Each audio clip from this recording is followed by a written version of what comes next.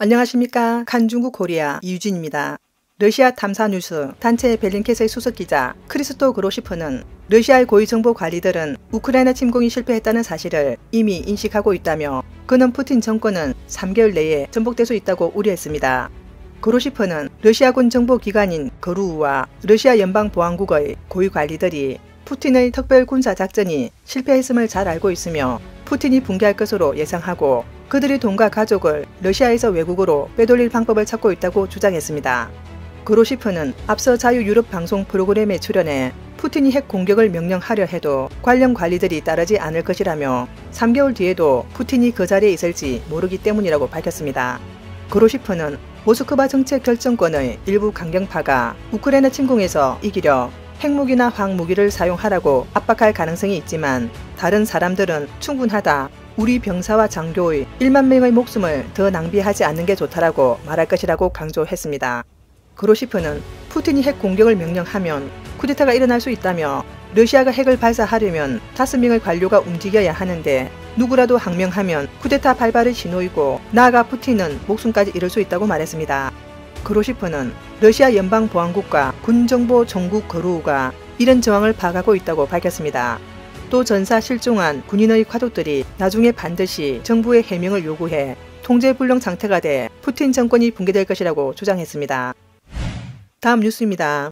월스트리트 저널에 따르면 중공 정권의 중앙조직부는 올해 3월 북급 이상 관료의 배우자와 자녀가 직간접적으로 해외의 어떤 자산도 보유하지 못하도록 했으며 부동산이나 등록된 실제 주식을 포함해 이를 어긴 고위직은 승진할 수 없도록 하는 내부 문서를 배포했습니다. 중공 내부 관계자들에 따르면 이 내부 명령에 따라 조만간 중국 고위 관리들은 본인과 직계 가족이 해외 자산이나 회사 주식을 소유하지 못하도록 보증서에 서명해야 합니다.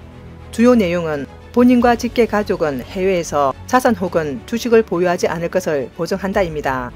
일부 중공 고위 공직자의 가족들은 이 명령을 지키기 위해 해외 회사 주식을 매각한 것으로 알려졌습니다. 해외 평론가들은 중공이 대만을 공격한 뒤 서방의 제재를 피하기 위한 포석이라고 보고 있습니다. 영국 파이낸셜 타임스는 지난 4월 말 중공 규제기관과 재무부 인민은행이 수십 개의 중국과 외국계 은행 임원들을 긴급 소집해 지역적 군사적 충돌 등 위기 상황이 발생할 경우 국제 제재를 어떻게 피해갈지 논의했다고 밝혔습니다. 지역적 군사적 충돌은 중공의 대만 침공이라는 의미로 받아들여지고 있습니다. 중공 내부의 이 명령은 대만의 정세에 경종을 울렸습니다.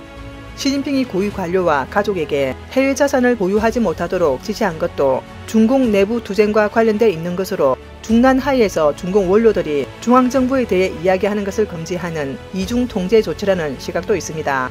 미국의 사회 관찰자인 친펑은 시진핑이 관리들에게 해외 자산을 매각하라고 한 것은 이를 통해 고위 관리들을 더욱 통제해 자산을 귀국시켜 외화 공백을 메우려는 시진핑의 속셈이라며 관리들이 신고한 해외 자산은 20대 당 대회에서 시진핑 자신과 척건의 승리를 보장하기 위한 시진핑의 방책 중 하나라고 주장했습니다. 하지만 중공 고위 관리들은 겉으로는 시진핑에 대한 충성심을 드러냈을지는 몰라도 속으로는 불만을 품고 있다고 친펑은 지적했습니다. 결국 소련, 동유럽 등 공산 정권이 붕괴될 때의 상황과 같이 유례없이 강대해 보이지만 막상 붕괴될 때는 아무도 정권 해체를 제재하지 못할 것입니다. 다음 뉴스입니다. 미 공군과 싱크탱크가 협력하여 진행하는 웍게임은 다수의 고도로 자율적이고 저렴한 드론이 중공의 침략에 대한 대만의 저항에 핵심적인 역할을 할 것이며 중공 격퇴의 핵심 요소임을 보여줍니다. 더 워존에 따르면 전 미국 국방부 차관보이자 국제방위연구소 연구원인 데이비드 오크마넥은 미첼 항공우주연구소가 주최한 대만의 위기 관련 병기 시연에서 저가 드론이 중공의 지대공 미사일을 소모하고 레이더 시스템을 F-35, F-22와 공유해 군용기가 레이더를 가동하지 않고도 목표물을 조준할 수 있도록 해 전투기의 생존율을 높인다는 사실을 시뮬레이션으로 입증했다고 분석했습니다.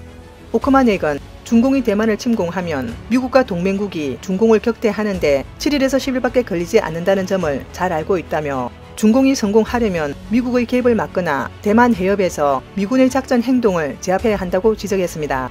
오크마넥은 중공군이 지난 20년간 쌓아온 이른바 반구역 개입 및 무기 능력으로 먼저 미군과 동맹국 및 파트너를 위협하고 대만 침공을 시도할 것이라고 밝혔습니다. 여기에는 태평양에 있는 미군 기지를 무력화하는 데 사용할 수 있는 다양한 탄도미사일과 순항미사일이 포함됩니다. 이런 경우 미군은 공중 우세 없이 표적을 찾아야 할 수도 있습니다. 오크만 핵은 대량의 드론이 중요한 방어 능력을 보여줄 것이라고 말했습니다. 대만 해협 상공에 1000대가 넘는 아운속으로 비행하는 무인기가 있다면 중공군을 공격할 수 있는 탑재구뿐 아니라 전투기도 엄호할 수 있다고 말했습니다. 오크만 핵에 따르면 이들 무인기는 대만해에서 강력한 교란이나 전자전 통신 교란 등의 도전에 직면하더라도 원칙적으로 서로 10km 이내의 거리를 유지할 수 있고 집단이 형성되면 분산형 거물망 네트워크로 연결돼 작전을 수행할 수 있다고 밝혔습니다. 오늘 뉴스는 여기까지입니다. 구독과 좋아요는 격려입니다. 공유는 나눔의 시작입니다. 시청해 주셔서 감사합니다.